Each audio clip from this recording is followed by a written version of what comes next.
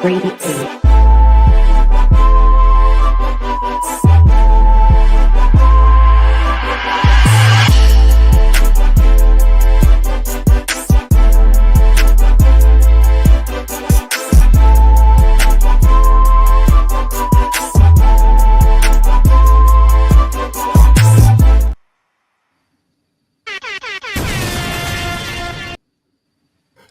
What's up, everybody? Welcome to another episode of the Pick6 podcast. I'm your host, Musa. I got my guy, Pick6, Clips, and Mike here with me today. How's everyone doing today? What's going on? What's good, fellas? What's good? How about you? The playoffs is set, baby. Yes, sir. Doing great, man. We got a lot to talk about, man. A lot of great stuff going on.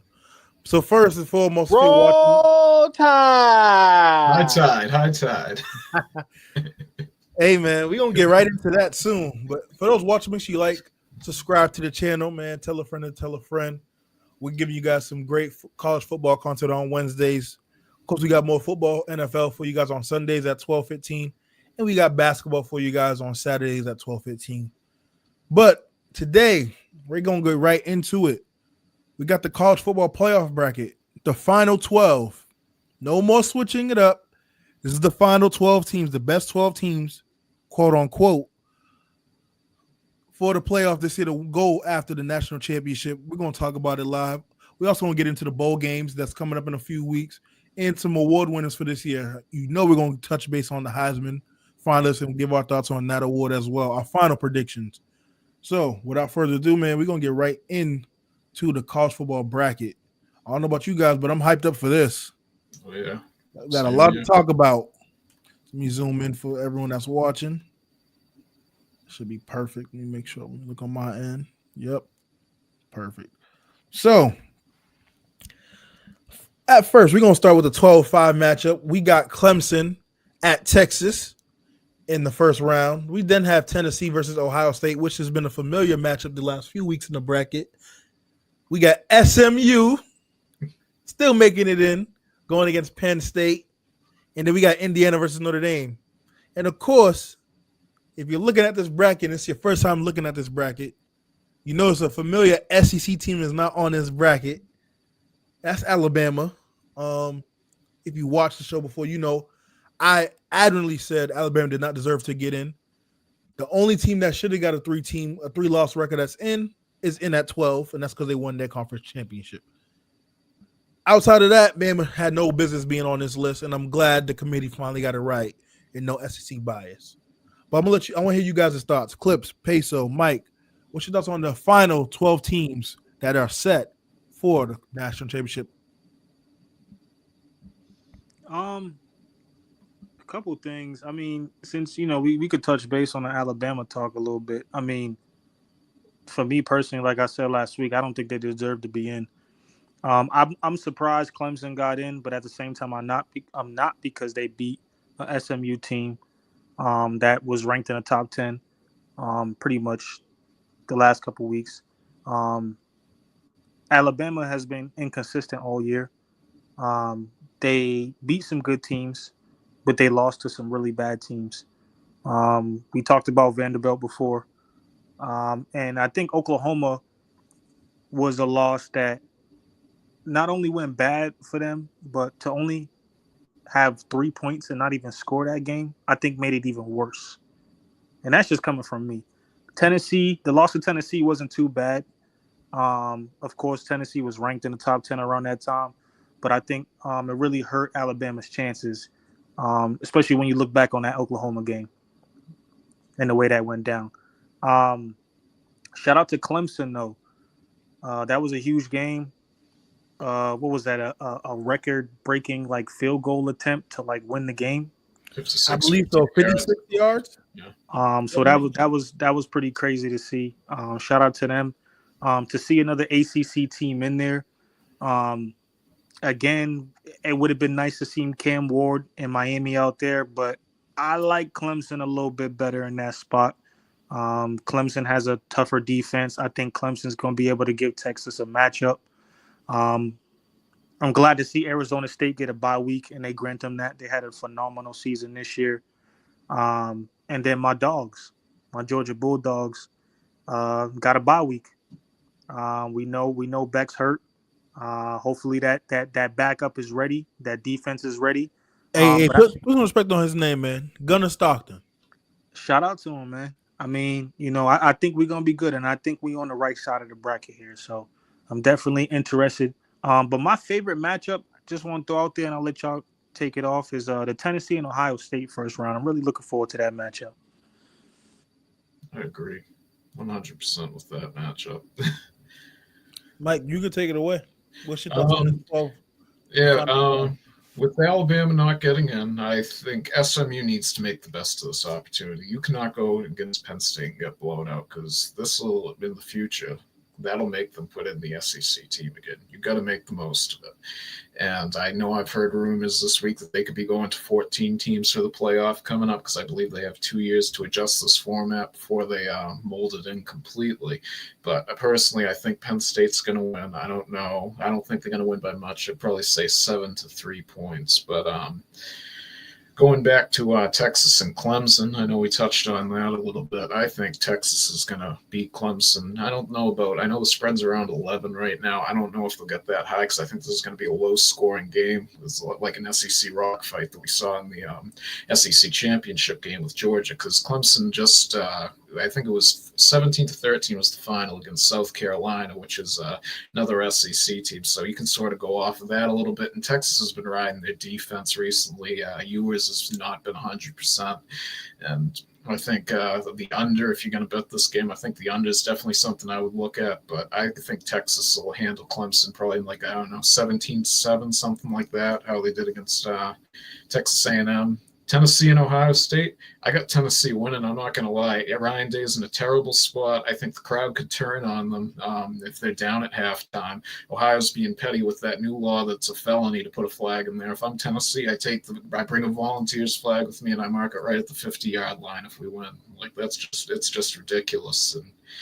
And Indiana, Notre Dame, I think Notre Dame I think they should beat Indiana based off what we saw against Ohio State, but that's just one game, and Indiana could have had a bad game. So I think it's still a coin flip game, but I would lean Notre Dame winning by probably about 7 points. But other than that, I think we'll see. I think I'm excited for the playoff. I like the way the bracket's formatted, and we'll see how it goes from here. Clips. What's your thoughts on these final 12 teams? I really don't have no thoughts. I've missed a lot of games, but I will say it's gonna be this is college football time, so this is when teams really lock in, and this is some of the best ball that's about to be played. I really think if we're going by me predicting games, right? Hear me out. I want Texas to win, but I really feel like Clemson's gonna win that game. Hold on. We're gonna get to those predictions in a moment. Hold on. Ooh, I like what you talking though. I'm picking up what you putting down. But I would say it's gonna be interesting. I think me personally, my favorite game that I'm really gonna watch is the Texas and Clemson game, but I'm really looking forward to Notre Dame and Indiana low key. Might be some snow in that game too, I heard, for the forecast. Yeah, so that's gonna be one of those backyard fun games. That's what I'm liking. All right. Fair enough. All right. My take real quick. Roll Tide. I know these Alabama fans are going to hate me this year, but that's okay because I normally like Alabama. But like I said earlier, they didn't deserve it. I'm glad some of you got in. I would have loved to still see Miami get in, personally. I think Cam Ward and the offense did enough to get the opportunity to play for the Natty game. Losing that last game to Syracuse was what messed them up. But I would have loved to see them against Texas because I honestly think that could have been the game of the week in that first round because we all know Miami's defense is horrible, but that offense is electric, and I think that offense paired against Texas defense is a show buck. So, a show money, and I think they would have done a great job with that matchup. My favorite matchup of the first round, I'm not gonna lie to you, I'm gonna take a game that no one really talks much about, and that's Indiana Notre Dame. I think this is going to be a bar burner. I think Notre Dame's going to squeak past maybe like a 3-6 point game, but that's kind of the game I'm most interested in seeing. I'm gonna try my best to tune into all these games. You're just gonna steal my game of the week. Didn't you say Ohio State, Tennessee? I No, know. that's Peso. Oh, my fault, player. I will say, and then we can get right to the predictions for the first round. I will say Georgia, no slack, no disrespect to these other colleges. They gave Georgia a little easy little path to get to that natty, though.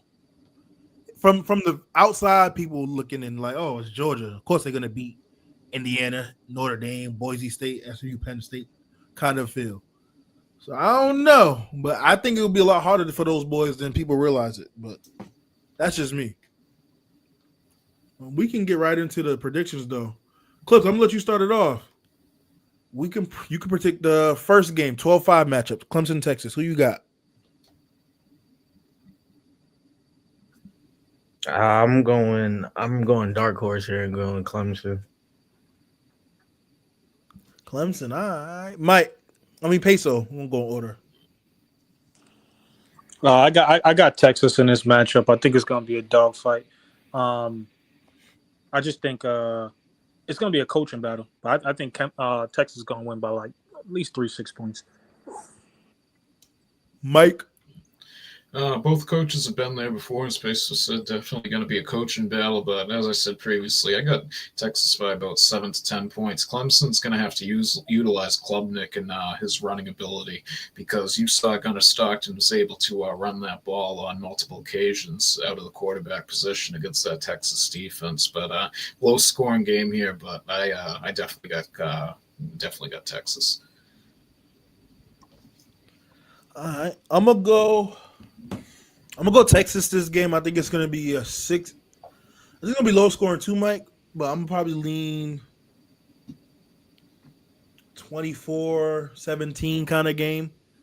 24-21-17 type of game. That's kind of where my thought process is at with that game. I think Clemson's gonna give them dogfight. I think Dabo is gonna have them prepared. He's been in these positions before.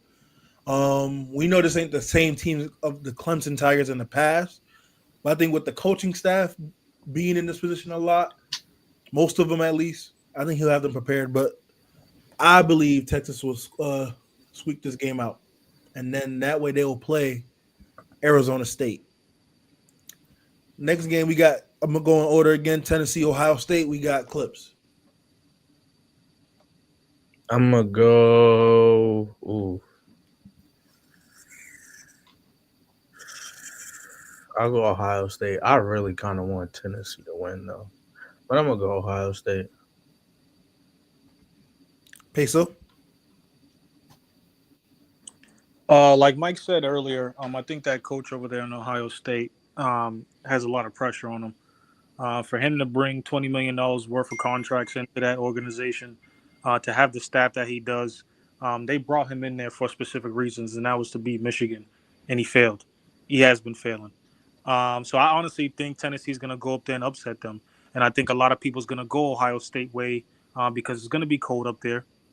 And yeah, I got Tennessee. I don't even think it's going to be an upset, but it's going to be a shocker. And I stated before, I think that coach over there in Ohio State, days are numbered. Ryan Day? Yeah, days are numbered. his days are numbered. And they lose this game, he's out of there. So I got Tennessee. Mike? Yeah. Even if he wins this game and loses next round, to be honest with you, I still think he's probably out of there. As I said earlier, I think Tennessee wins just because of all the pressure on them. It's going to be a home game for Ohio State. That crowd could turn on them if they're down at halftime. Ohio State has multiple injuries on the offensive line. That Tennessee defensive line is phenomenal. At the spread 7.5, I definitely think Tennessee's going to cover the spread, but I still think it's a coin flip game. I'm leaning Tennessee, though, but I think if they do lose, it'll be by 3 to 7. But I think if they win, it'll be also by 3 to 7. But I got Tennessee. I'm gonna go Ohio State. I think Ohio State wins this game by 10 or less. The crazy thing about this game, though, is my stance in general. You guys know how I felt about Ohio State and Oregon. I believe it till I see it. And the funny thing is, one of them is going to prove to be in the Final Four. But at this point in the first round, I'm going to go Ohio State in a close game, 10 or less points. Next matchup, SMU, Penn State, at Penn State. Clips, who you got? I'm going to go with Penn State. I think they kind of SMU, great team, but I think they dog walk them out of here. A dog walk. Oh, we got a blowout. Okay. Peso. Wow. So last week to see Penn State in the Big Ten game with Oregon to keep up with the speed that Oregon has over there was pretty shocking to me. And I've been down on Penn State all season, so I want to give them credit. I want to give them credit for the comeback they had against Oregon, even though it wasn't enough. To see SMU down against Clemson, and it's nothing to take away from Clemson. I just expected better from the speed on SMU's offense and the spread. The spread obviously wasn't spreading enough. I think Penn State's going to win by a landslide, and I think I was a little bit too high on SMU. It's their first time being in this type of situation. Again, I think experience is going to take over this matchup, and I think I got my bad. Penn State by at least 10 plus. Mike? I'm definitely going to go with Penn State because of the defense. Look at Jennings. He had trouble with that Clemson defense first, probably I'd say 2.5 quarters. But when it came time to not up and shut up and the backs were against the wall, he came through and they got them into the playoffs. He went down the drive. Even though he lost by 3, you still did what you needed to do to get into the playoffs. So what? You didn't win the ACC title. It's not a big deal. But I think Penn State showed out really well against Oregon. I know big game James Franklin isn't really a good guy to back in these situations, but I think I'm going to go with Penn State. I don't think it's going to be as much as a blowout as some people are thinking, but I'll say probably like 10 to 14 point victory for Penn State.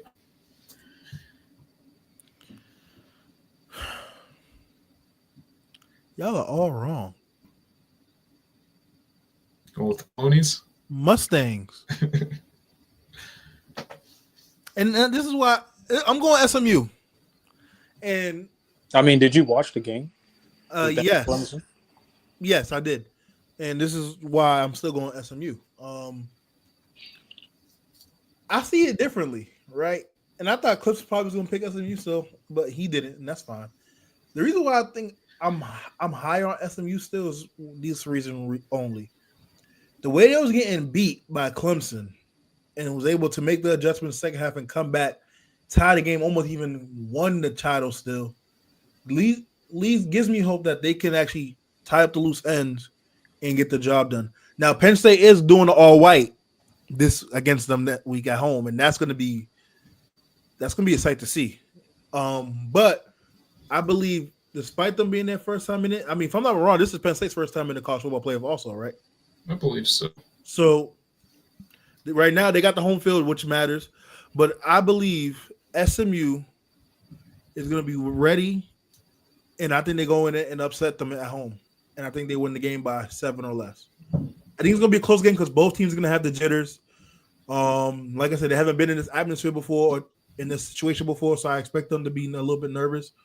But considering what SMU was able to show that they have some type of backbone and make it a game against Clemson, and I know you guys can make the same point with Penn State against Oregon, I just think SMU has the pieces to get it done. And I'm going to go SMU. One question I got for everyone here on this: if SMU does get blown out, do you think this is going to ruin the future for other teams getting in over the SEC when we have a similar situation that we had to this past weekend? And the other question I have too to you guys is: do you think this was making up for last year with leaving Florida State out of the playoff at all? I mean, I think you hit the nail right on the head with the Florida State situation. And just like we've been talking about in these last couple of weeks with the SEC bias, I think we're going to start to see a lot of three-team, especially like Musa mentioned, if it gets to 14. I'm not attesting to it. I don't like that situation, but I think we're going to. At the end of the day, we have a lot of schools in college football, and I think a lot of these teams deserve chances to be in these situations to compete for a national championship. But you know, SMU losing only one more game during the season against Clemson, I don't think is enough for them to get taken out. It is surprising to me to see Clemson jump all the way from where was they at 16. They still got them ranked 16th though. They just 12th in the bracket. To jump all the way in. So I definitely think we're going to see a lot more of this in the future. But yeah. One more time, Mike. What was your question? Just basically, if SMU gets blown out here, do you think this ruins any chances of, say, like the Big 12, the ACC, or any G5 conference getting in the future over an SEC team? And do you think this is making up for Florida State last year, then excluding them from the playoff? Clips, I'll let you go first. If they get blown out, I don't think so. Obviously it's their first year, so I feel like this is just a fill out, but I hope they don't. But you know it with college football, they have their favorite conferences and teams, and even we seen at certain points we was questioning teams that were gonna make it and teams that should have made it. So we all know how it goes. So I hope it doesn't, but to them they might seclude them. Who knows? Yeah, to answer the question, Mike, if they get blown out, I don't think it hurts SEC teams in the short term. I'm sorry, it doesn't hurt ACC teams in the short term, but long term it does. And the reason being is because, of course, initial wins gonna be like, see, this is why Alabama should have got in this X, Y, and Z. But then in the long term, you're gonna see these ACC teams get better and establish themselves and prove why they deserve to be one of the 12 best teams in the tournament. A la Clemson. I don't like that they got 3 losses, but they put themselves in a position where they won the conference and they deserve to get in. SMU, you're going to penalize them from losing to the conference championship team? No, not necessarily. And I get the strength of the schedule and all that, but I think that's going to be the most important thing. In order to get this right and make sure there's really no complaints, you need to make sure the schedule is adequate enough for all teams and conferences where there's no excuse about the schedules. I get it's tough because some teams are just not that comparable compared to other teams in each conferences. You can't help that, but mix it up a bit. Have the SMUs, the Colorados, play some of these bigger teams in the different conferences and see where they can stack up and measure up. So that way you can get rid of all this bias and stuff. I think that's one way they can negate that, where if SMU gets blown out. Because who the hell says, let's say Alabama got in and they play Penn State and they get blown out. It's another Oklahoma game. They only get 3 points. What difference would it have made, right? So, I mean, you can look at it in both different lenses, but all in all, I agree with you. I think it could have some type of effect, just more in a short term than a long term scenario if SMU gets blown out. But the last game we got, in the first round at least, we got Indiana and Notre Dame. Cliff, I'm going to let you go first, man. Who you got winning that game? I'm going Indiana. Peso, your pick. I'm going to let Peso and Mike, I'm going to let you guys give your predictions for this. And then before I give mine, I'm going to read a comment we got. This matchup to me, I get where you guys is going with this might be the whole interesting one, and I do feel that way. I'm just not too big on this matchup because I don't know which. My bad, Peso. He's revealed himself. Oh man, I ain't think that was gonna happen on the Wednesday show. Yeah, I just don't know which way to go with this game. I'm definitely going to tune in. I'm definitely interested. Out of all the teams in college football that I usually watch, these 2 teams are probably the least for me. But if I had to pick, I think I would slide with Notre Dame. For sure.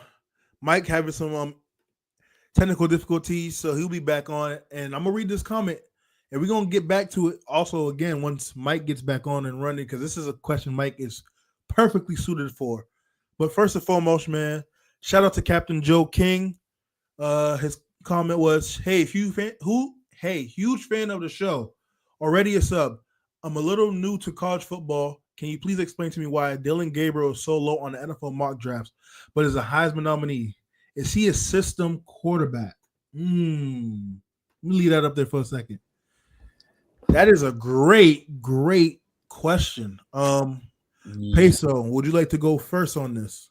And we can kind of go back and forth on this. I got a lot to kind of unravel on this question. This is a great question. I'm going with. Go ahead, Cliff. My bad, Peso. So I'm gonna say. Let me leave it up here so that way you can see it. You guys can see it. Is he a system quarterback? Yes. To answer your question on why he's so low in at draft stocks is probably because one, he's a lefty. To me personally, Hey, what's wrong with lefties? It's not that, but not a lot of lefties have success in the league, and they kind of know that, like for real. And then, all right. And then good cleanup. And then probably because of his stature and his size. So, and do we really see like he can throw the ball, but in Oregon's offense, he doesn't really have to. If you get what I'm trying to say.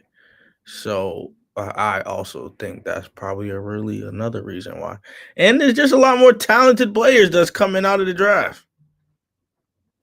At his position? Not just in general. Okay. In general.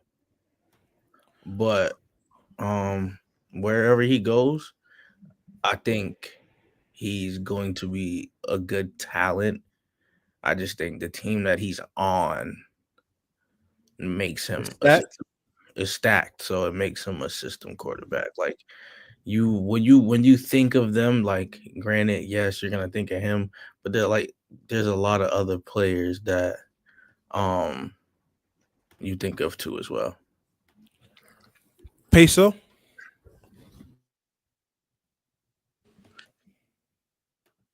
Oh, you went back on mute, Peso. I'm gonna bring Mike back up. He's back also.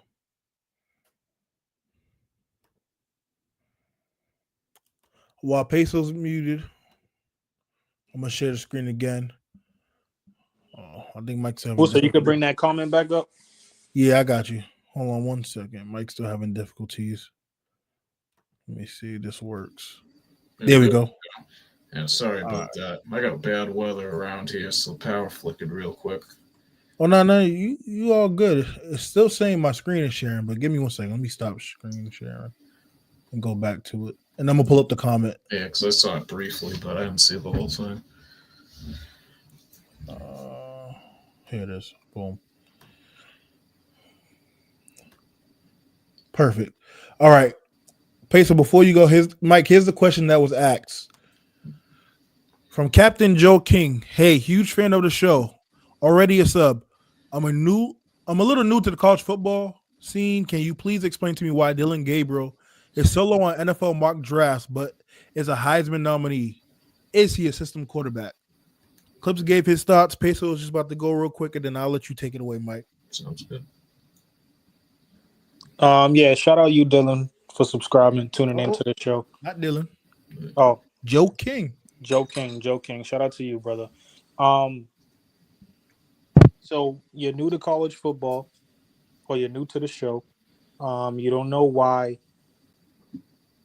Gabriel's stock is where it is. So one thing I could tell you is Oregon. And if you know the quarterback Marcus Mariota, he's a perfect comparison to me.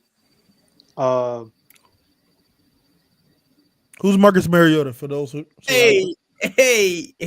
Marcus Mariota was a dog, but so I don't know if you want to do that comparison, but explain to the viewers who don't know who's that quarterback from Oregon was. I think we lost him. Former Titans QB. Yeah. All right. Till we get Peso back. I think we lost Peso. Mike, go ahead. You want to get a crack at the question? Basically, it depends on where he goes. So he's from Hawaii, just like Marcus Mariota, and he went to Oregon. Tua is also from Hawaii. I don't know if they're from the same high school because I know Tua is from the same high school as Marcus Mariota. You look at them; they play quarterback a certain way. Tua, Gabriel, both lefties, they're both ball distributors. Their offense has to do with timing, and you got to be in I would say he is a system QB without a doubt. But with the draft stock thing, if he has a good playoff here. Like, that's why I said this in the group chat about possibly the Heisman coming up. If this Heisman finalists if they were revealed, say, like, after the season is over, like after the playoffs are over, and he had a strong playoff, I think you might even see him steal the Heisman if he went all the way. But as of right now, he's not going to win it. I know Brett Musburger said he's going to vote for him. He wasn't supposed to say that, but I'm curious to see how many other guys vote for him. But I think you're going to see his draft stock rise if he plays good in the playoffs regardless. But as of right now, they look at him, it's his sixth year, I believe. Bo Nix is doing good out of Oregon, so that might help his draft stock. That was just last year because they're in the same style offense. But I think you'll see his draft stock rise up because I know I've looked at a few mock drafts and I haven't even seen him go in the first few rounds. Because, man, y'all forget he's 5'11". He's 6 feet, 200 pounds. Just like Tua. 5'11". Man. And he's a lefty. What's wrong with left? Yo, bro. I don't like you with this lefty stuff, bro. You getting out of pocket. Leave us alone. Let's be real. I'm being real. Leave us alone. Ooh. Michael Vick was good. That's it. Yeah, he had a cannon. What you mean that's it? That's it. That's like Tua didn't do damage in Alabama. We talking football. You said why is he so low? I'm strictly talking to his mock draft. If I'm if I'm an NFL coach, whatever, GM, whatever you want to call it, I'm looking at that and I'm like, no. Because you got to take for him to be a system quarterback, one, right? And you draft him, you have to have that, like, your system has to work for him, especially being a lefty. It's really hard to work a lot of NFL systems being a lefty, bro. That limits you in a lot. Ways. People have to, like, for example, people have to get used to the way you throw. Coaches have to scheme plays a certain way, play actions a certain way. You have to bring the ball out a certain. It's a lot more adjustment when you're being a lefty at quarterback than being a righty, for real, to me. Well, one thing is the routes, they have to go the opposite way from the way the right-handed offense is going. And if you got a wide receiver that's used to catching the ball out of a righty's hands, the ball spins the opposite way. So that's like, I've said this about Miami when Tua went down before. You need a lefty backup quarterback there. I don't know what the hell they were doing. If they could have traded up for Penix last year, that's how I would have done it. You have the chance here. If you can get this kid and he's still in the second or third round, if his draft stock doesn't rise, Miami has to draft him as a backup for a lefty. If you have a lefty starter, you need a bit lefty backup. I know a lot of people argue me on it, but just look at the results. Nah, you're right though. For real. Perfect. That's why I love the panel we got here, man. We give great in-depth analysis on why we think these players should be where they at. Don't get me wrong, though. I do think he's a solid player. He ain't winning the Heisman though. For sure. That's due to Genti and Tyrus having the years they haven't. I get that. But I will say this, my take. First of all, you picked the right sport, Joe. College football is a phenomenal sport. It's one of the best sports to watch. I think Gabriel's draft stock is low is because, one, they deemed this quarterback draft, and I sort of agree, at least on paper at the moment, it's weak. It's only Ward and Shador. Outside of those two guys, there's nothing else really to talk about, at least going in the first two rounds at least. And also, when you look at it from the NFL side of things, a lot of these teams have their quarterbacks. So a lot of them is not looking for a quarterback. They're looking for other pieces like the line, offensive line, receivers, corners, etc. And this draft is a lot more deep at those non-quarterback positions. And there's some elite players coming out or great players coming out of college at non-quarterback positions this year, to where his stock is going to drop. Now, like to Mike's point, if Oregon runs the table and he plays phenomenal, I think he's solidified as the third best quarterback in this draft, for sure. And that's not a bad thing, because being the third best quarterback means you might get drafted into a better situation to where you can sit and learn an offense. And then when it's time to show up and show out, you can do what you can do best. I like his game a lot. Despite him being a lefty, shout out to our lefties. But I love what he brings to the table. Is he a system quarterback? I believe he is. But there's some great things he can do and provide to your team and bring a lot of stability to your team. Like Mike said, him being an extra 6 year in the college, so he's a lot older than most quarterbacks coming out typically are nowadays. If I was to take a guess, I would like him in New Orleans, Seattle, those type of teams. I know we got Geno still in Seattle, but those are the kind of the play styles is what I'm looking more at, and I think he'll fit and flourish in those systems. At this point, Tennessee, just pick him up, Tennessee. I was gonna say Tennessee, but that would be too ironic. But the reason why he's a Heisman nominee is because his team's the only team undefeated in college football. That means all FCS, FBS, any college football you look at, they're the only unbeaten team left. And he's having a great year. Second in QBR. For those who care about QBR, he's going to go over 3,600 passing yards. He's probably going to end the season with over 30 touchdowns and less than 10 picks. So wait, hold on. My bad. I'll let you finish your point. Go ahead. My bad. No, that was really that's kind of just why he's in that Heisman finalist list. I was going to say he's not going to win, but he's played like a Heisman this year. Do we care about QBR? Me personally, when judging, not really. I don't. When I'm judging quarterbacks, it's not as high on my deal breaker list as it would be something else. If that makes sense for me personally. Okay. You can manipulate QBR though with running. If you're a positive runner, you can do it. But the only time that I would ever look at it as a metric is if your team's already like say way up in the game or way down in the game. Like if they're way down, that's when I'd look at it because if you have a low QBR and you're down in the game, that means it's probably on you. But if you're way up and you have a low QBR, I wouldn't do the same thing. And same thing on the reverse side. If your QBR is high and your team's up, I wouldn't necessarily put it on you. It's sort of like the plus minus in basketball. But even though I know we said he's a system quarterback, he's done this at Oklahoma last year. Look at Jackson Arnold. He's probably one of the worst quarterbacks in the country, in my opinion, right now. And so even though he has a certain offense that he needs to run, I think he'll be okay. I knew this was coming. I knew it was coming. Jackson Arnold at Oklahoma. I thought you might have put him on that list better than Shador. Nah, bro. Nah, he had him on that list. I had to I was waiting for it. I had to test the waters. So we do have a quarterback worse than Shador in college football from Mike. Okay. There's a lot. As I said, he's top quarter of the FBS, but I'm not going to put him up like in the top few. Yeah, he could go in the draft in the beginning. Mark Davis is very gullible, and you see what they're trying to do here. They ain't stupid. No.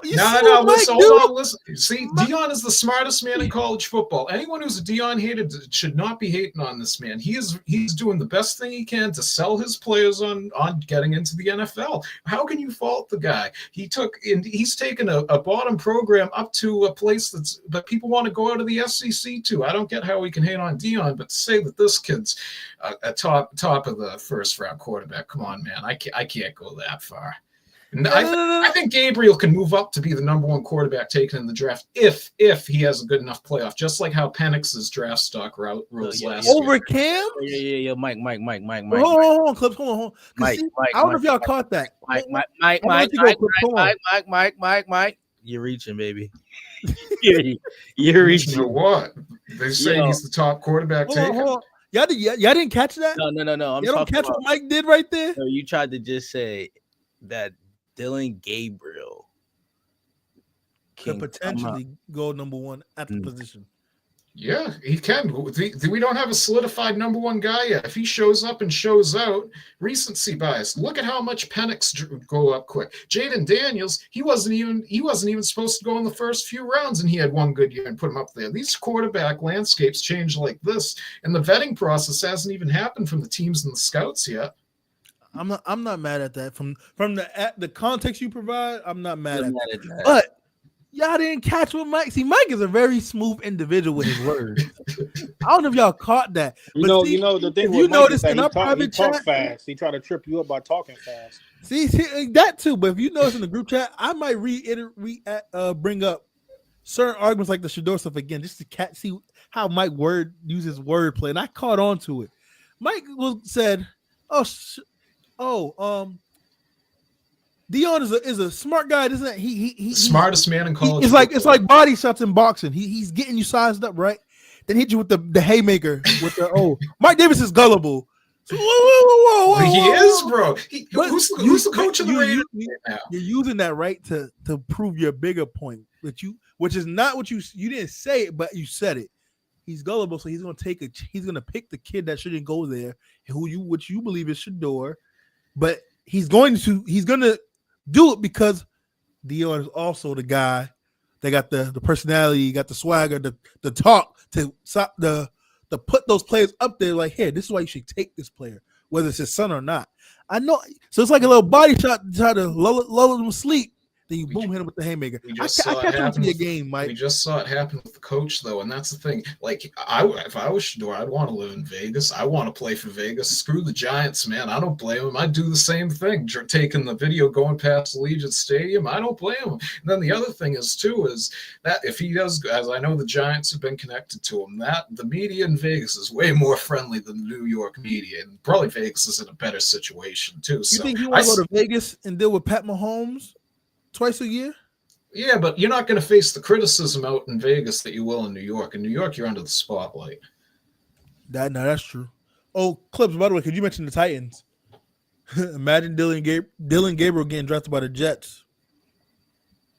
I don't think that's going to work out, bro. I ain't going to lie. He going to sit, but imagine that.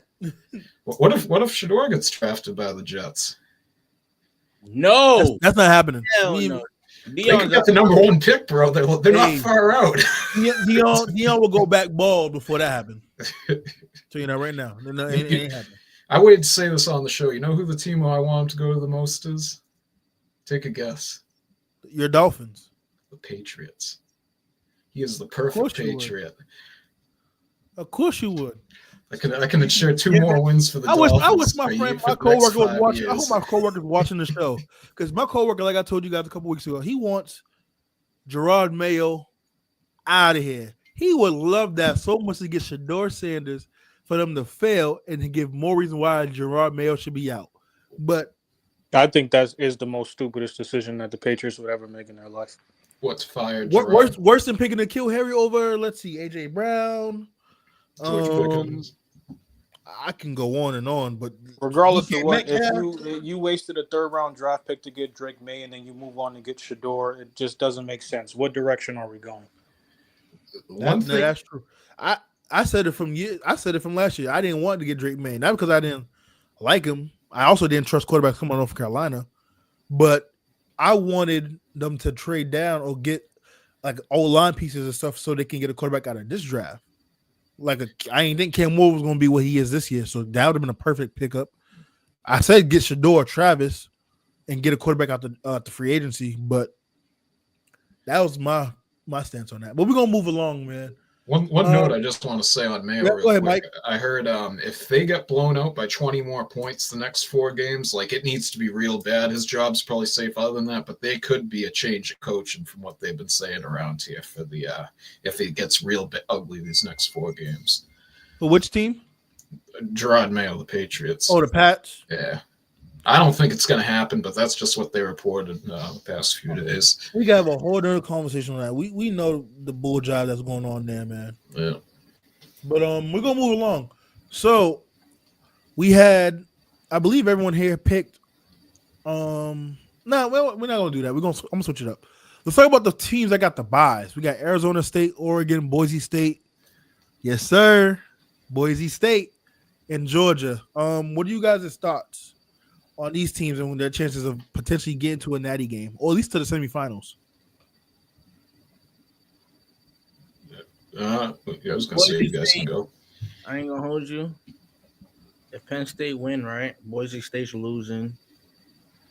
I think Arizona State also loses as well.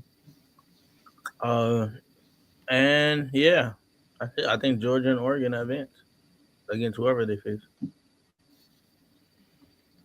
Mike. George, it's going to come down to what Gunnar Stockton can do if Carson Beck isn't healthy. If with them, he's shown he has wheels. He can run. Throwing the ball, it's shaky. I don't know if that's just not having the reps yet, working with the first team guys. I don't know. We'll see how that goes. But Georgia's they thrive off their defense. That's the backbone of their team. So I think they could still win, even if they didn't have Beck, because Beck hasn't been playing all that well this year. Let's not lie, because I know Stockton didn't look better than him by any means. But I'm not going to lie. I think a lot in that Texas Georgia game, both teams were holding a lot back, knowing that they were going to be in the playoff already. They weren't showing much. It looks like very basic play calling. Boise State, I think if Penn State gets in there, I'm not going to lie, I think they get steamrolled by Penn State. SMU, I think it'll be a close game. I got SMU slightly, not by much. Oregon's got a tough game coming to them no matter who wins. I think Ohio State might be able to get the best of them, seeing they came close last time, because Ryan Day will pick up some positive momentum if they can beat Tennessee. If Tennessee plays Oregon, it's going to be a high-scoring affair, I think, and I give probably Oregon the edge there by probably about 7 to 10 points. And then the last team, Arizona State, if they play Texas, I don't think that's too good for them, because that defensive front can definitely stop Scatterbo, because he's their whole offense. And one thing about Arizona State that not a lot of people talk about is they had recruiting restrictions put on them this year. To what they did this year is literally, I don't know if we'll ever see it again with the recruiting restrictions that were put on them. What they had last year, they weren't a good destination to go and a young coach. But I think if they get Clemson, they might be able to pull off an upset and beat I know it wouldn't be an upset seeding-wise, but probably an upset in a lot of people's eyes over Clemson, because Clemson struggled with Lenore Sellers against South Carolina. So you use Scatterbo like a running quarterback, I think they would struggle with it a little bit for sure. Okay. The Pacer already go? Nah. I thought those clips, my bad. I think a few things that Mike mentioned. I guess we could start off at the top with Arizona State. I do agree. I think if Texas wins that matchup against Clemson, I think it's going to be pretty tough for Arizona State, given that they haven't played no defense like Texas. What Texas has to bring, and I think coaching is definitely going to take advantage of that matchup there. Oregon, it depends. I think if Ohio State goes, which I do have Tennessee in that matchup. But if Ohio State wins, I think Ohio State gets Oregon. I just don't see Oregon beating them 2 times in a row. And Boise State, this is going to be a little tricky. It depends on how Penn State handles SMU and how that game goes.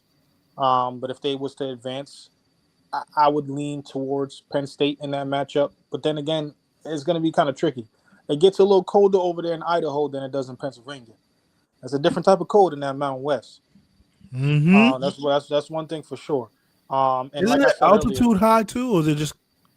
Do they get a little bit of altitude over there, like Colorado does?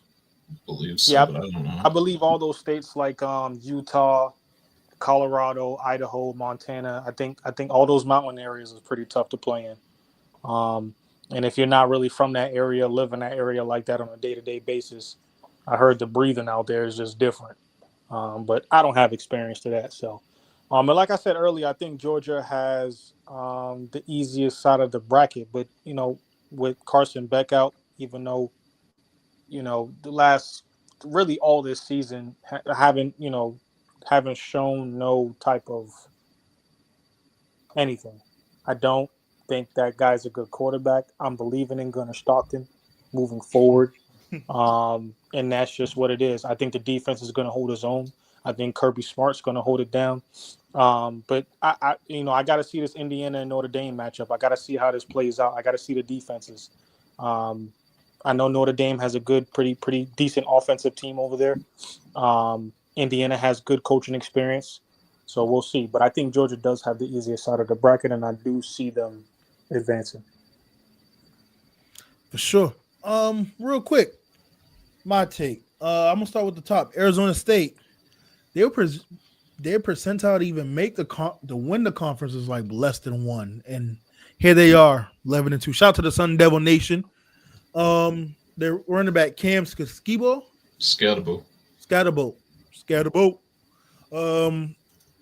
I 10,000% disagree, buddy.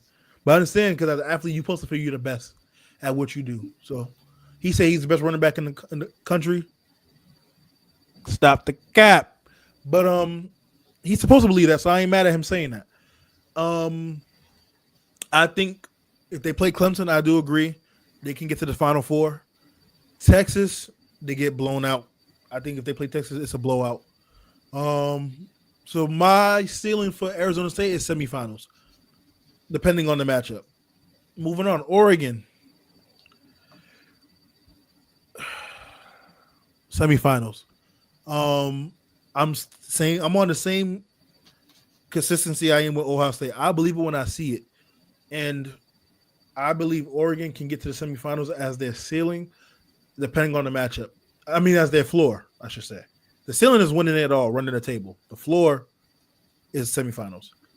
I believe if they play Tennessee, they win in the high-scoring game. They play Ohio State. I believe they squeak by in like 10 or less. And if they play Texas semifinals, they lose. That's just my opinion. On that side of the bracket, next bracket, Boise State. Call me crazy. I think they can make the Natty.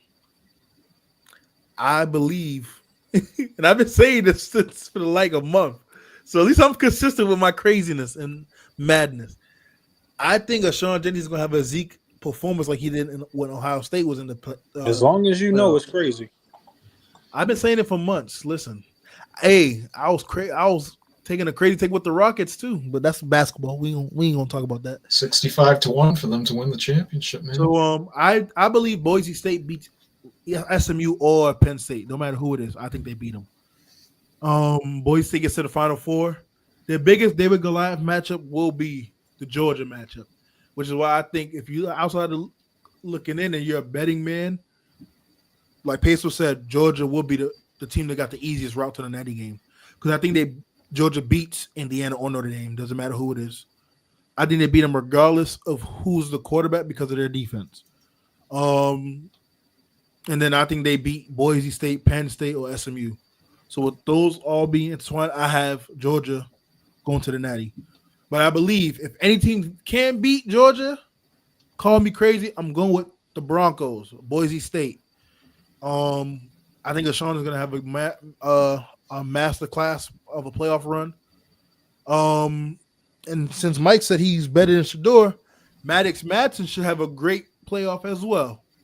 So with all those things being involved and being the case, I'll say the ceiling for Boise State is the Natty. And obviously that floor, to me, will be the semifinals. And that's my take on the 4 teams. So there. Any last thoughts before we move on? One thing I just want to add, too, to Joe King's comment earlier, like how I talked about Dylan Gabriel's stock rising. Look at the flip side of that. Carson Beck, a lot of people thought he was going to go number 1 overall, which I know a lot of us never agreed with, but I think he's down in a lot of mock drafts, 3rd, 4th round now. So look at how quick your draft stock can change. Yes, real quick, got some breaking news about an hour ago. Jacksonville State's coach, Rich Rodriguez, is now going to be expected to be hired to be West Virginia's next head coach. This is Rodriguez's 2nd, I believe, or maybe 3rd stint as the Mountaineers coach. I believe he had 1 stint where he coached from 2001 to 2007, but it looks like West Virginia's getting their head coach back in. Rich Rodriguez is coming off a conference championship title with Jacksonville State, so shout out to him. So, with that being said, we're going to close out of this. And we're going to talk a little bit about some other breaking news we got. Our GOAT, well, my GOAT of coaches in NFL history, Bill Belichick, is deemed to be signing a 3-year, $30 million contract with North Carolina. And the reason being also has been reported that his father or grandfather coached a team way back. and he wants to keep that heritage going. And it seems like his son Steve will be on the coaching staff as well at some point. So I want to hear you guys' thoughts on Bill going to North Carolina. He's in the ACC, so he's going to deal with the Clemsons and the SMUs of the world. And I want to hear you guys' thoughts on, can he have an impact quick enough to get recruits and be a contender in the conference, at least the conference. We ain't gonna talk playoffs yet. Man, Bill better not try to bring that Patriot way to college football, boy. These young boys don't listen. I mean, I'll go real quick, and I'm gonna come from both sides on this, and I kind of disagree, Clips. I was just trolling. I'm just trolling. Nah, but at the same time, I could see how it could go that way depending on what's already there and who actually comes in. But Bill Belichick and the way he goes about things, we already known. We've seen our whole lifetime growing up as kids, watching Bill and what he did, the Patriot way. I think a lot of things that he's gonna bring over there to those kids is discipline. I think that's the major thing. And I don't think, I think he's going to go over there for coaching football. But I also think he's going to be going there to mold out these kids that's over there in North Carolina, to get them ready for life after college, regardless if the kids are ready for the pros or not. I think, this is a situation where he's working with people who are just not about the professional sport. They're trying to get to that level. So I definitely think a lot of potential is going to happen there. I don't think North Carolina is going to be like a top ACC team or anything like that. So I definitely think it's a good opportunity for him. I definitely think a lot of people are going to be there to look up to that. And we're going to see more structure there in North Carolina. From the other side, I do think that a lot of kids, because we're talking about 17-year-olds, even from 16-year-olds that are looking into, okay, what college am I going to go to at their junior, sophomore year of high school? And I feel like they may not want to deal with that structured way. Just like, as you said, Clips. For me personally, 17, 18, 19 years old, and if I'm a 4-star, 5-star recruit in high school, I'm not going to want to go to North Carolina. I'm going to want to go to Georgia. It's more success. Or I'm going to want to go to Alabama. There's more success. I'm going to have more fun. Just kids in these mindsets nowadays, it's kind of hard to choose. Like, you have some that would want to have an opportunity to have a good coach, have a good scheme, structure, and then you're going to want to have some kids that want to go to the big city, want to go to the limelights, want to go to a team like USC. I'm coming from, for instance, Boston, Massachusetts. I don't want to go to North Carolina. I want to go to LA. Let me go to USC.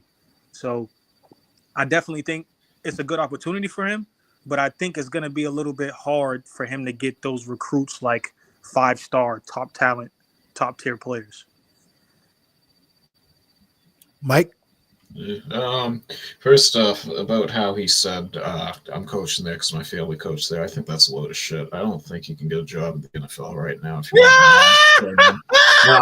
And it's not because he's a bad coach. It's because Kraft's got him blacklisted with a ton of owners. All the owners are in cahoots, and there's a look at guys like Jerry Jones and these other owners. They don't want to give up the power to him. So, and I know he signed a 3-year deal. I don't think he's going to stay there 3 years. I think he'll go there 1 year. If they have this extreme success, he'll be going right on to the NFL. Because I don't know if that's true that Steve Belichick's going to take over after him. I know he'll join the staff from Washington, or if his girlfriend's going to get to go to school for free there. Lombardi said that was a load of shit this morning. I don't know, though, because he could just be having Bill say that, and it could still be, or Bill could be having him say that it's still in the contract. But the type of players he needs to get, I know Johnny Manziel went to a school like this. It's like high schools. They have them in Texas. I believe they have some in California too, and out west. They build the whole curriculum around football, like where they have practice in the morning, they have the classes, and then they go practice afterwards. And I believe they stay there a lot of the times too. So he needs to get guys that are already in that militant mindset that know how to have that culture, have that culture ingrained in them to play. But I think UNC, you'll see It depends on how is he gonna. It's gonna come down to UNC. How can he recruit these kids with NIL? If you run it like a business, it should be good. But if he was cheap, like if it wasn't Kraft and it was him that was being cheap in New England, they're gonna miss out on a lot of these kids. Some will go play for Bill, but I think the ceiling next year is probably 8 to 10 wins max. But we'll see what happens. I'm curious to see who goes there for sure. I think, Mike, you hit it right there on the nail. Like, I think the difference in with this situation is that Bill knows how to pick and choose players wisely. Like this ain't got no money involved besides NIL. But we're not talking about NFL. As long as he ain't picking wide receivers. Yeah. Well, this ain't the NFL draft either, so he got out. Bro, I will never forgive him for this. But go ahead. How do we know it's him? Not to interrupt, but how do we know that that's him making the pick? Because look at the scouting team; they just picked Jalen Polk this year over Ladd McConkey. Like it could still be some of the scouts that are there, and Robert and John. And the hell with Ladd McConkey, he picked him over Keon Coleman. Keon Coleman's been injured though. That's why he's still better. Yeah, that's true. Can we move on? I don't want to harp on this receiver talk. This is gonna hurt my heart. You, as a Pats fan, and you can't get a receiver right for the last 6 years. Like, anyway, go ahead. I'm sorry, Peso. Go ahead. Oh, Mike, whoever was talking. Oh, that wasn't me. Sorry. No, yeah, I just was just going off of what you were saying, Mike. I just think this is going to be a different situation for Bill, but I think it depends on the choices that these kids make on wanting to commit to UNC. He may find some good 3-star or even 2-star prospects that would fit that organization over there very well. But how that turns out as far as progression on the field against teams like SMU, Miami, teams like, Pittsburgh. Pittsburgh is up and coming. BC. Those are going to be some nice matchups for him. Oh, but I thought you about to name the whole ACC at this point. No, we ain't going to go too deep. There's only a couple teams that, in the near future, Georgia Tech, depending on what happens with Singleton and King over there. It depends. He's going to get some nice players, some nice pieces, I think, that fits his type of scheme, depending on what he does. But one thing, it depends on what's around him. Defensive coordinators, offensive coordinators, what type of role he exactly plays over there and stuff like that. Sure, we're going to move right along, man. We're going to kind of speed through the rest of the show. But we still got the bowl game prediction we're going to talk about. Of course, we have our spreads, the pick'em spreads at the end of the show. But real quick, we're going to talk about our final predictions for the Heisman Award. So I'm going to pull up really quickly the Heisman finalists, and I want to hear you guys' thoughts on who you think will win the Heisman and why. So let me just zoom in on this. I might scroll down just a bit. And zoom out a little bit. Boom. I mean, I'll go real quick. I mean, I think it's Travis Hunter, and I think it's him all the way. It's the first time we've seen a position player play both sides of the ball, over 1,000 snaps total. I really would love Genty to get it because he's broke a lot of records. We could talk about all day. He was in the Mountain West, but you got to give credit when credit's due, and that goes for both sides, him and Hunter. I just think that the media, I think that college football at the end of the day is going to go with the player who we've never seen do what Travis Hunter has done before. Real quick, he is not the first player to play both sides of the ball and be elite at it in college football and potentially win the Heisman. So I want to just put that out there real quick for those watching. Mike, you can go ahead. I think Travis Hunter's got it wrapped up since that Utah game. They've lobbied hard for him. They made sure Colorado. They made sure the games were in certain time slot windows because that's been a huge thing over the past. A lot of these voters won't get to watch certain games, and that actually hurt Oregon and Gabriel's chances. Not that I think he'd win it regardless, but with the times slots they were playing, and a lot of the voters they were in historically bad time slots for the voters to watch. But I think it's going to be Hunter. I think Dylan Gabriel definitely could be a dark horse based off of how I heard Brent Musburger say he's going to vote for him. I'm curious to see if other voters have that mindset. But supposedly, from what some people said, if the coaches were just voting, Ashton Genty would be getting the award. But I think it's definitely going to be Travis Hunter, two-way talent. We only see a guy like this come probably like once every 5 years, and then to do it at this level is even more rare. So I think it's deserved by Hunter without a doubt. Clips.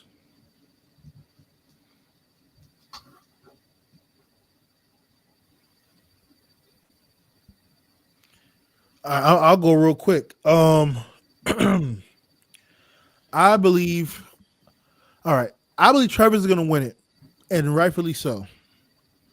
I want to give shout outs to Dylan Gabriel and Cam Ward because they have some phenomenal seasons. I think if Cam Ward and those guys probably went one loss undefeated, he will probably be in that runner-up spot because he's having a phenomenal season. Having said that, in my heart, if I'm really going to be honest with you guys, I believe Ashawn Genty should win this award. And the reason being is because for everything I always talk about when we talk about the college football bracket, whenever you talk about Boise State, you only talk about number 2. He ain't got nobody else around him. Unless you let Mike tell it because Maddox Madsen's better than Shador.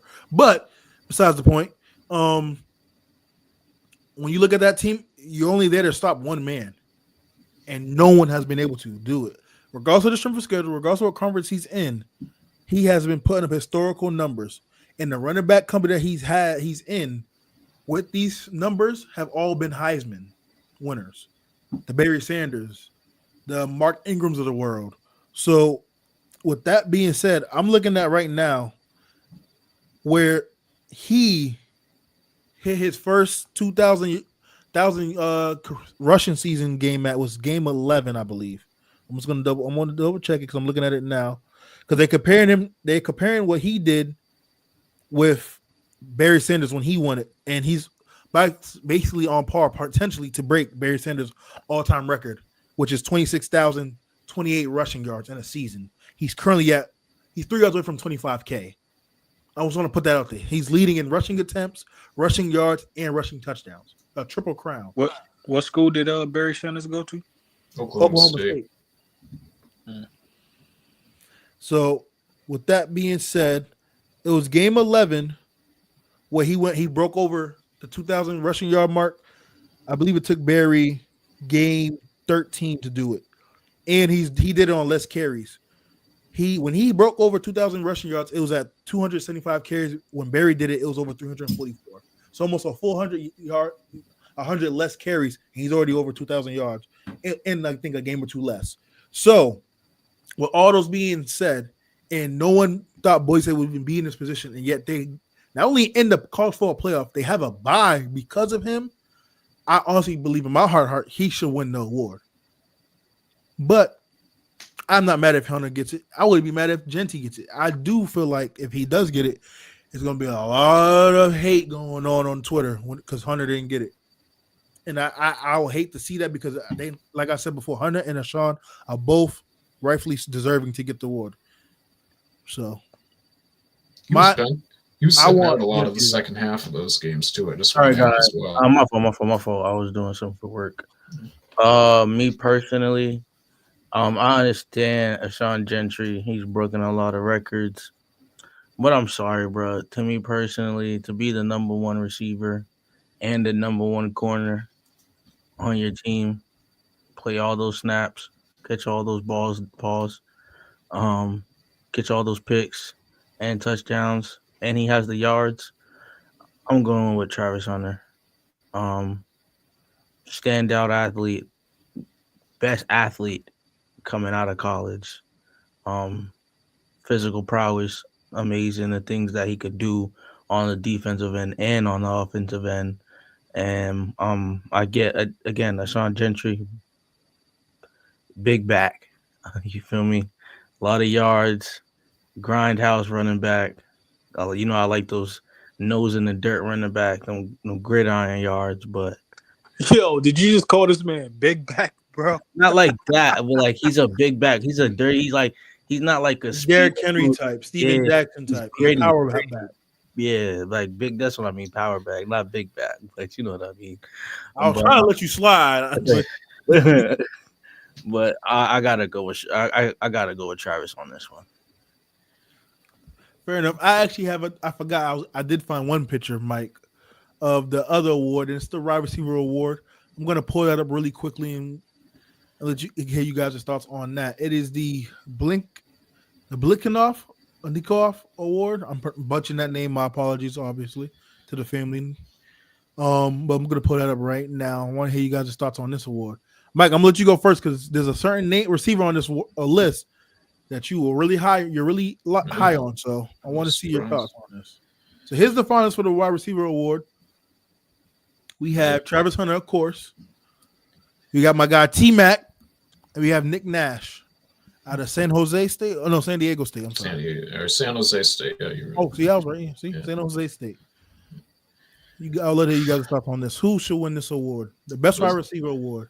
This is tough, man. I don't. First off, I'm going to say T-Max. He's a great talent, but this is not his award this year. They needed to have a better year, and I know they didn't have anything around him, so he had a lot of different coverages against him. But it's a two-man race, in my opinion, between Nick Nash and Travis Hunter. From what I've seen from these awards and what they're doing is they're trying to get each people certain awards to make sure there's most guys have awards. So my guess is they're going to go with Nick Nash on this. But yep, that's my same thing. Yeah, I think Nick Nash is going to win. But one thing I just want to add on the last one too, with your Genty thing, you said a lot of times he was sitting out the second half of those games as well to put up all those numbers. I know this sounds crazy. He probably could have got 3K. Oh, easily. Yeah. And I'm not gonna lie to you. He could have easily got 3K this year if he didn't set out those games. And I think if he would have done that, there would have been no debate for Travis. You on the team that you're on, given there's no one else really around you for what most people would say, and you rush for 3K, and you get your team to the college football playoff, it'll be hard not to give him that award. But he didn't do it, so that's neither here nor there. Peso, Mike, what are your thoughts on this list for the finalists for the wide receiver award? You give it to. Oh, Peso and Clips. I'm sorry, not Mike. I mean, I just Mike hit it on the nail, man. I think McMillan over there in Arizona, he had a lot to deal with. Fafita just wasn't what I thought he was going to be this year. And I believe McMillan's a senior this year, correct? Or am I wrong? I think he's a junior. Junior, but he's coming. He will be coming out. I figured that. That's why I thought he was a senior. But I think what Mike said is going to be pretty accurate. If they already projecting for Travis Hunter to get the Heisman, I think they're going to spread out these awards, and rightfully so. I think Nick Nash, he's, to me, the best wide receiver in the game right now. I don't think it's like far-fetched, but I just think the statistic for me and Nick Nash is in Nick Nash's favor. So if they give that Heisman to Travis Hunter, I think they give that award to Nick Nash for sure. But I kind of wouldn't be surprised because just the way the media is nowadays, if they just try to load up on Travis Hunter. But I got Nick Nash. Clips. I kind of agree with you guys. I'm going with Nick Nash. If I don't see them giving Travis Hunter both awards, if he does get the Heisman. If he gets the Heisman, this award's going to Nick Nash. But if he doesn't get the Heisman, then Travis gets this award as like a consolation award. Fair enough. I ain't gonna waste much time on this. Hold on, Mike. Hold on, Musa. My bad. Mike, I got a question. Yeah, what's up? So Travis Hunter's in the race for the wide receiver finalists, correct? Yep. Who got that man the ball? On screen passes as quarterback. Oh, here we go. All right, man. We ain't gonna do this. Has been You 3 also weeks had in a row. We ain't Yeah, finna that's do what I'm it. saying. We don't need to keep doing it, bro. But We he had ain't to gonna do he had to tell his quarterback, get me the damn ball 3 games in a row as well. I'm gonna say this because I don't want to go back on that route because it's blasphemous. But I will say this: regardless of Travis winning this Heisman or not, he's not winning this award. It's not his to win. I don't think this is a debate. Nick Nash, this is just give him the award now. It's his award. At this point right now of the season, he is the Triple Crown winner. He leads in receptions, he leads in yards, he leads in touchdowns. And that's why I said from a It's statistics not a debate. standpoint. I don't think Travis has a chance in this race to win this. He will be. He's not even a runner-up. He'll be. I think it's T-Mac. T-Mac's having a better season than him. And we look at the receiving for this all conferences in college. Travis is in the top 10. He's at 6. Nick is at 1, like I just mentioned. T-Mac's at 3. And then Fannin Jr. from Bowling Green, the tight end, is in second place. He's the only other. Nick Nash and Fannin is the only 2 tight end receivers in college with at least 100 catches and with 1,300 yards. T-Mac has 1,300 yards, but he doesn't have the 100 catches. So that alone, I don't think Travis has the chance. And then you pair that up with Nash having almost 20 receiving touchdowns. He's at 16. I don't think there's a case for Hunter to win this over T-Mac, let alone Nick Nash. So because of those things, and this award is really catered to who's the best at the position for that season, not about the team success, I'm gonna go with Nick Nash on this. If it's team success, then I would agree. But I'm gonna go Nick Nash, and he's also a senior. He will be coming out. I love to see him get drafted. We got a lot of tall receivers coming out this draft. T-Mac 6'5", Nick is 6'3". Man, it's going to be an exciting draft to say the least. One thing with T-Mac, though, I just want to point out, I'm glad you brought up the reception thing, because you go back and look at his game log. He beat up on a lot of lesser opponents and had a lot of games where he had a lot of high stats, and other games he was nowhere to be found. So that's just one thing I want to throw out there with the stat line. Does that have to do with him and the quarterback in the scheme, or just him in general, you think?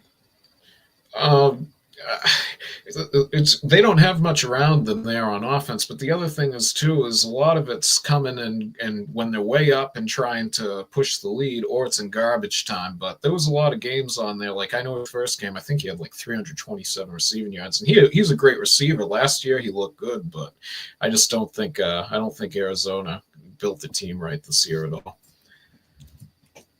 Fair enough. All right, we're gonna move right along. Real quick, we're gonna get into you. Are we doing the spreads for the bowl games also? We only got like 3 or 4 of them because we'll do next week's bowl games on next week's episode. Cool. So we're gonna get right into. So in that case, we can save some of these bowl. We can just do that then, and then we'll get right into the bowl game. So let me just get this set up real quick, and we're gonna move right along. So let's get into these spreads, Mike.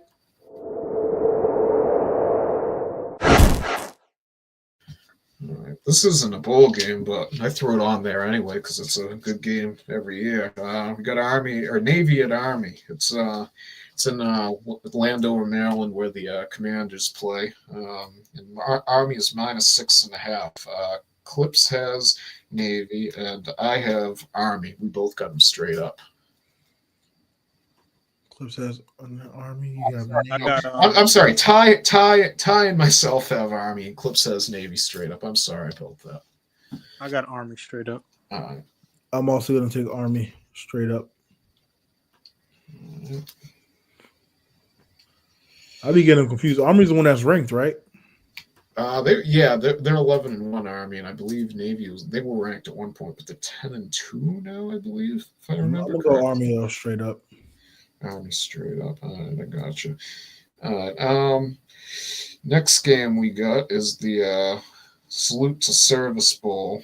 This game is going to be in Alabama, even though they are listed as the away team. Is South Alabama versus Western Michigan, and South Alabama is -7. Myself and Ty both have South Alabama straight up, and Clips has Western Michigan +7. I'm going to go South Alabama straight up. I know nothing about this goddamn matchup, so I'm gonna take the spread, and I'm gonna take the points. All right, sounds good.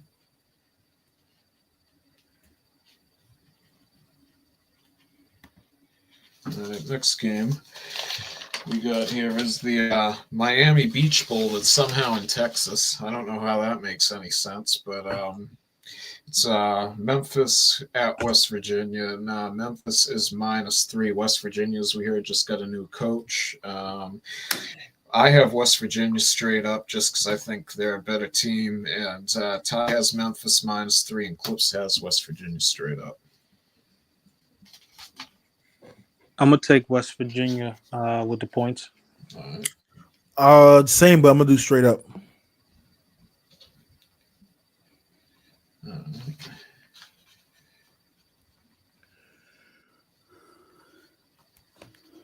Okay.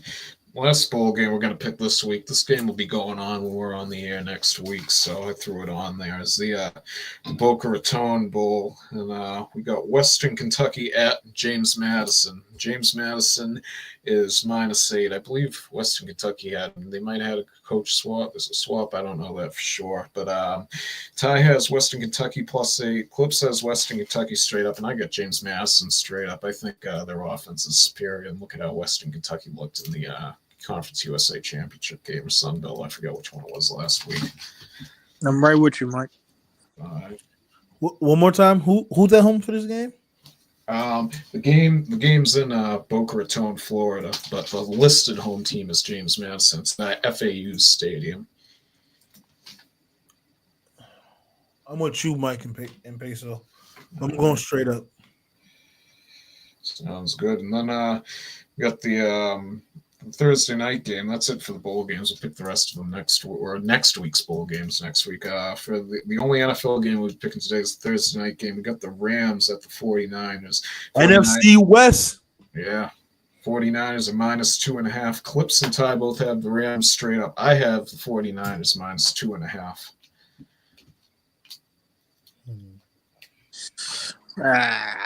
I got the Rams straight up. All right. I'm gonna go Rams straight up also. Real quick before we close out though, Mike, do you have the pick'em points the updated? I do. We can run through those real quick. For those who's watching, make sure you like and subscribe to your channel. Tell a friend to tell a friend. The pick'em points we have is each week we'll do a spread like we just did, give our picks, and we just tally it up to see who has the most points by the end of the season. So right now, Clips is overtaking the lead at 333. Yeah, I figured that was gonna be anyway because my picks was all messed up. 333. What I got? You're in second at 330. Also, a basket. Yeah. I'm barely in third by 289. You in a tight race now. Yeah. Peso missed a week, but he's barely behind me at 288. Damn, I could have been up there. Barely. But he's going to say you could get me this week easily. And then Ty's in 263.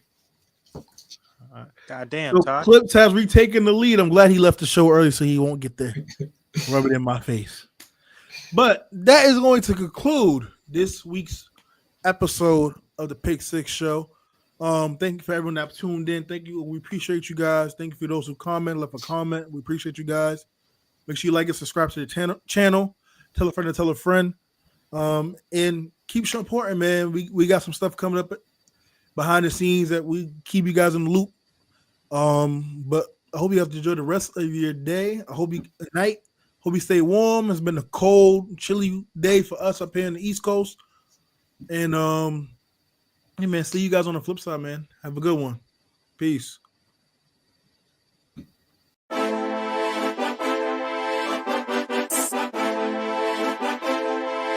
Great.